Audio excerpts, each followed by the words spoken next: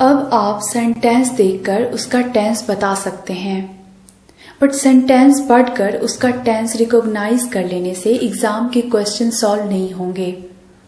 हमें competitive exam point of view से कुछ स्पेसिफिक केसेस एंड रूल्स के बारे में पढ़ना होगा, जिनसे बहुत सारे क्वेश्चंस देखने को मिलेंगे। तो ज्यादा समय बर्बाद करे बिना मैं रूल्स स्टार्ट करती हूँ। Rule 1, if a sentence starts with past tense, it can only end with past tense. अगर कोई सेंटेंस past tense में शुरू हो तो वह खत्म भी past tense में ही होगा।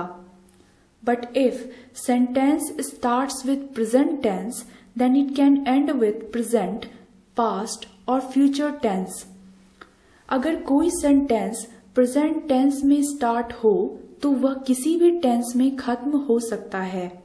But if sentence starts with future tense, it can only end with simple present tense. इन्हें एग्जाम्पल से समझते हैं, जैसे he said that he was going to the market. यहां सेंटेंस पास्ट टेंस में स्टार्ट हुआ है, तो यह खत्म भी पास्ट टेंस में हो रहा है। He said and was going दोनों पास्ट टेंस में है। अब नेक्स्ट एग्जाम्पल देखते हैं। I know you will do it. यहां सेंटेंस प्रेजेंट टेंस में स्टार्ट हो रहा है, तो यह किसी भी टेंस में खत्म हो सकता है। आई नो प्रेजेंट टेंस में है and you will do future tense में है। आई गेस आप समझ गए होंगे। अब लास्ट एग्जाम्पल देखते हैं। We will not go there if it rains.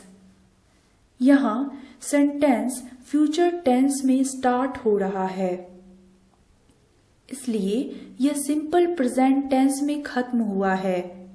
We will future tense में है और if it rains simple present tense में है। सेंटेंस के स्टार्टिंग और एंडिंग से रिलेटेड क्वेश्चंस एग्जाम में अक्सर देखने को मिलते हैं, इसलिए इसे याद रखना चाहिए। इन्हीं रूल पर बेस्ड एक और रूल है, उसे देखते हैं। When two of the future course of actions are stated, then simple present tense is used with the clause beginning with if, till, until, unless, when, before, after, as soon as long as, in case, even if, etc. अगर दो future के action दिए हों तो हम समय सूचक शब्द जैसे when, until, till और शर्त सूचक शब्द जैसे if, unless, in case के तुरंत बाद हम सिंपल प्रेजेंट टेंस का यूज करते हैं। Like we will go there even if it rains।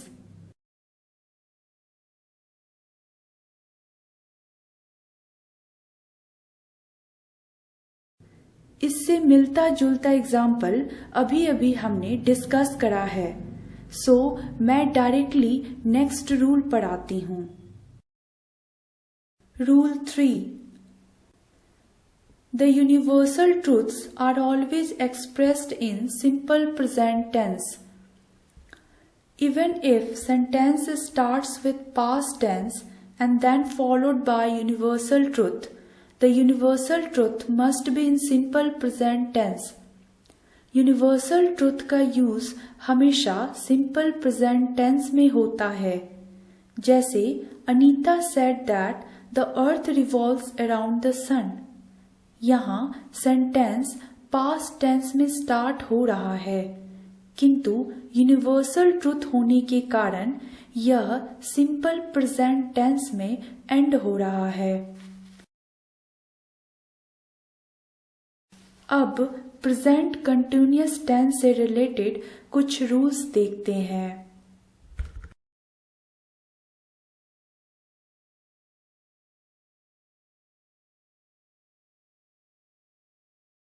If a sentence start with these words, then it should be used in a present continuous form.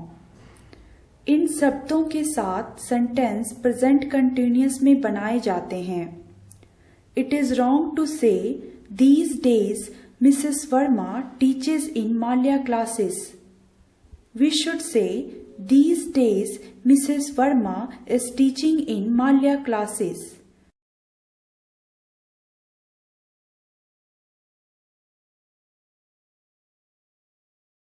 Rule 5.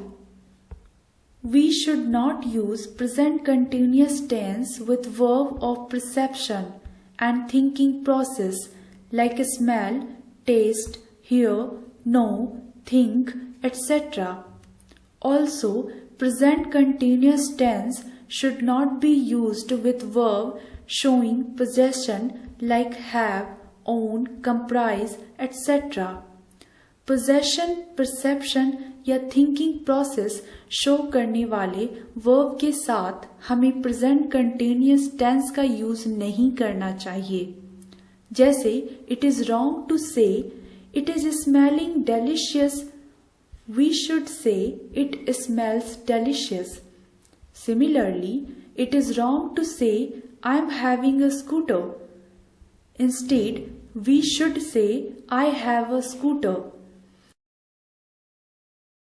अगर have का use possession दिखाने के लिए हो तो have में ING नहीं लगाना चाहिए, किंतु अगर हैव का यूज खाना खाना या इंजॉय करने के लिए करा जाए तो हैविंग का यूज करा जाता है. जैसे he is having his lunch. I guess आप समझ गए होंगे. अब प्रेजेंट परफेक्ट टेंस से रिलेटेड रूल्स देखते हैं. Rule 6. If the sentence starts with this is the first time or this is the last time, then helping verb is always in present perfect form. Means this is the first time, last time से start होने वाले sentence हमेशा present perfect form में होते हैं. जैसे this is the first time in my life I have heard such an interesting story. यहाँ I have heard की जगह आई हियर या इंडेफिनिट टेंस यूज करना गलत होता. कुछ और शब्द हैं जिन्हें हमेशा परफेक्ट फॉर्म में यूज करा जाता है. अब उन्हें देखते हैं. If yet, so far, already, recently are used in the sentence, then helping verb is always used in the perfect form. Means इन शब्दों के साथ verb का perfect form use होता है. For example, she has not prepared her breakfast yet. It is wrong to say she did not prepare her breakfast yet. Rule 8. Also note since plus point of time and for plus period of time are used with perfect form of verb.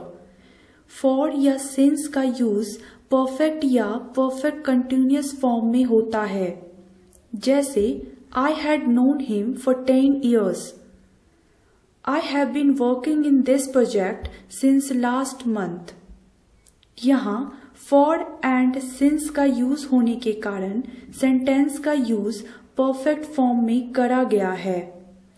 यह rule काफी important है, इसे याद कर लेना चाहिए. अब rules related to simple past tense देखते हैं. Rule 9. If yesterday, previous day, ago, last night, years, month are used in sentence, then helping verb is always in simple past tense. इन शब्दों के साथ simple past tense का use होता है. It is wrong to say I have passed the exam 2 years ago. We should say I passed the exam 2 years ago to correct it. Also note, if sentence starts with it's time, it's high time, then helping verb is always in simple past tense. Like we should say, it's high time you went to bed. But कई बार it's high time के साथ present tense लगाकर सवाल frame करे जाते हैं, इसलिए इस छोटे से रूल को याद रख लेना चाहिए। नाउ एक लास्ट और इम्पॉर्टेंट रूल देखते हैं।